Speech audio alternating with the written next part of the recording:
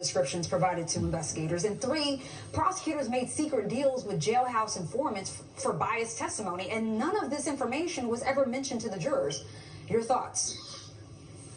Well, I'm glad that you framed it with this is a rare type of repercussion, because it is. And when you see the numbers where you see the number of folks that were wrongfully charged and served terms, it's a reminder for all of us that when we're talking about reforms, we can't just focus on police. We have to look at the entire spectrum, especially the race disparate spectrum in the criminal justice system.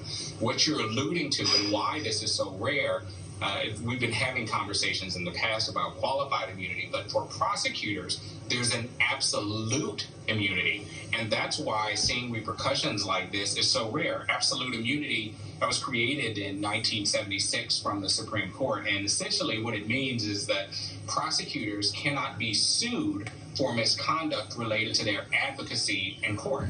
And that includes information where they falsified evidence or they haven't turned over exculpatory evidence. And the only repercussion, and this is the repercussion that we are seeing where we're seeing action, is the lane evolving where they're held accountable within the profession. So there's disbarment. And the counter to that from policing is if we have some sort of post-certification where we're evaluating the very profession, where people are allowed to engage in the profession after they've engaged in misconduct. The reason we're having this conversation is because we don't have repercussions from the prosecutorial side for criminal charges related to advocacy, and you can't have repercussions for civil liability. So they can't face lawsuits because